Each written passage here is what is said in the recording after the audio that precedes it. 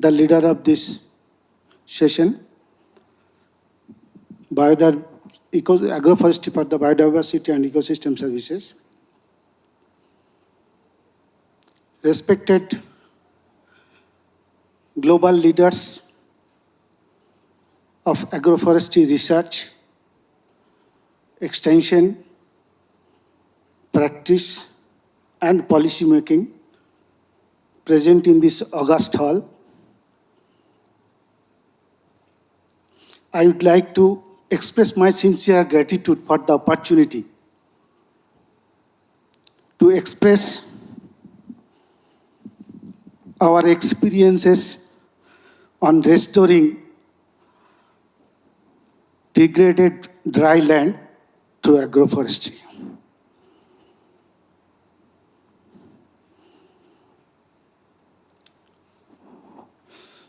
To generate a agroforestry recommendation, all of you know it requires at least a 10 years gestation.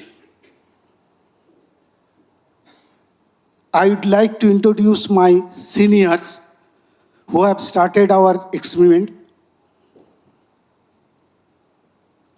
and my unputdownable student brigades for their sincere efforts. And this is our team.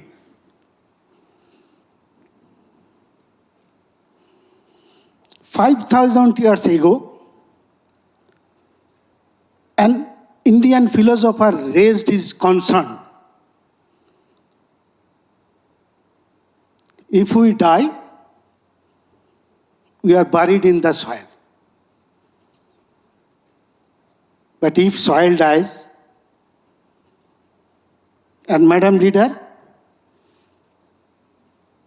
this is not now a concern. It is now a reality. Yes, 100 million hectares, twice the size of Greenland, has been degraded per year during 2015 to 19, as reported by UNCCT. Leading land degradation driven nexus of poverty, with FAO already estimated 750 million are under severe food insecurity, and most of them are going to bed with empty stomach. Our country, India, is not out of this circle. We have already lost 30 billion healthy land, and our government reported 36.6% are prone to be degraded, with a dominance of red and lateritic soils, the place of our experimentation.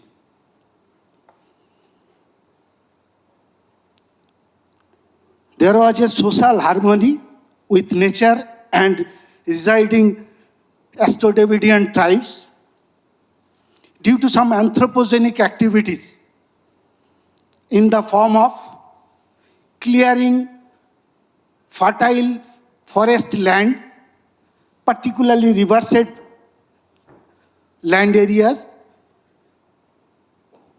into monocrop-based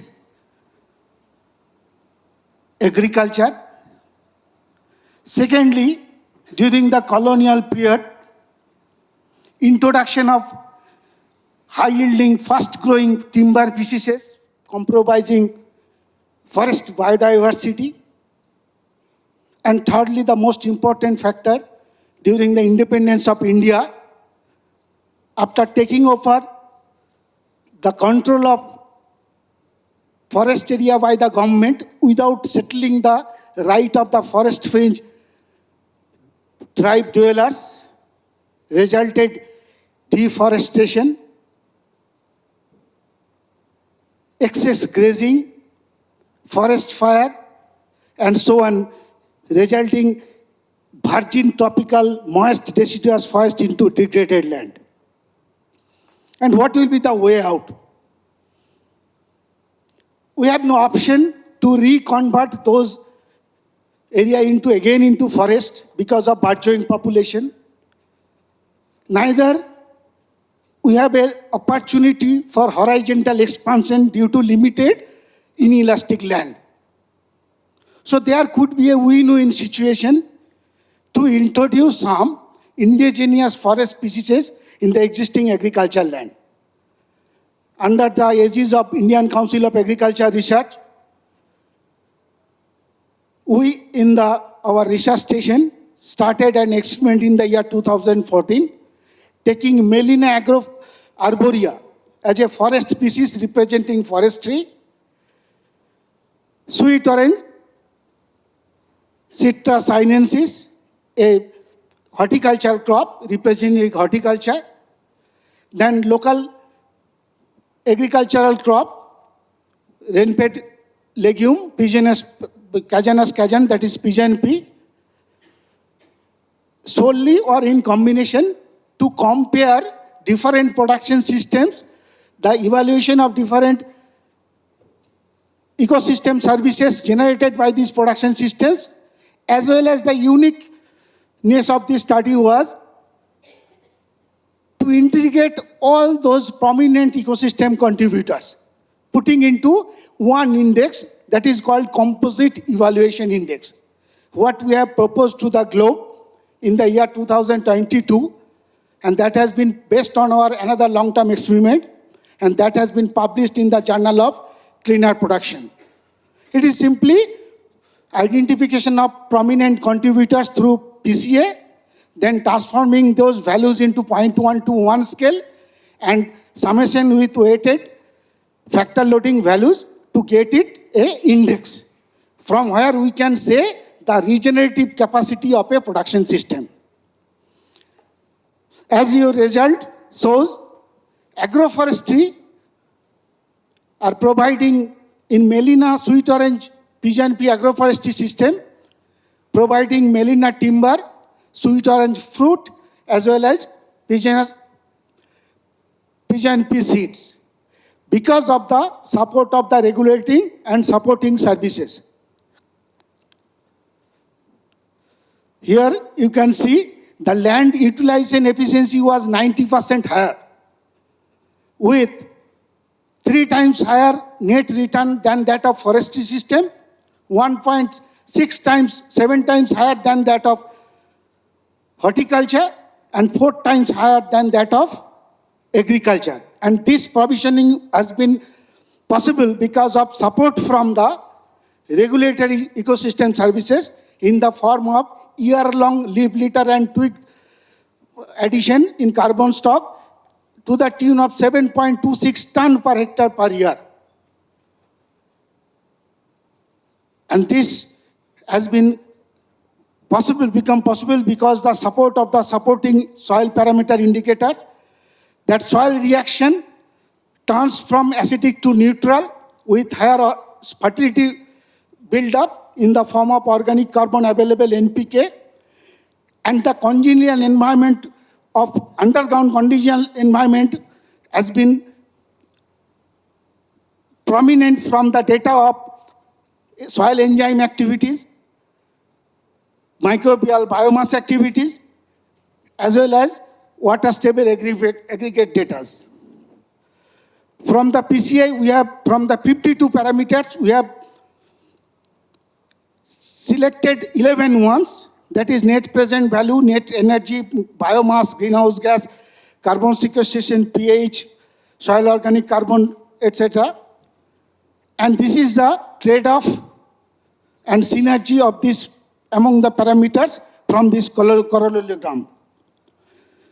When we compare the multifunctionality, the agriculture reported lowest level of ecosystem services, and it is the agroforestry with Gmelina sweet orange pigeon pea with the highest one.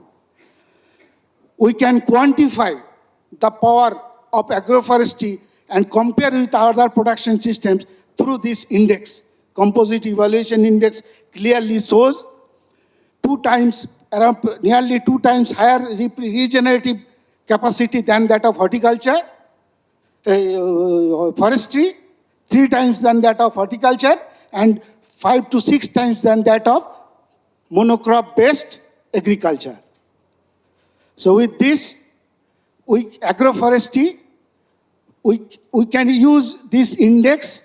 It is open-ended index and can be tested by any policymakers, any researcher at his respective situation. Higher will be the parameters, higher will be its precision. So agroforestry, having the highest level of regenerative capacity with higher multifunctionality index, soil organic matter, soil enzyme, biodiversity, economic return. So it can be agroforestry, and rightly the tagline of this session, this Congress, we are proving with our data that agroforestry is the only option for win-win-win option for people, planet, as well as profit too. Thanks for the organizer for this unique opportunity, and thanks to all the global leaders present here for your patient hearing. Thank you, ma'am.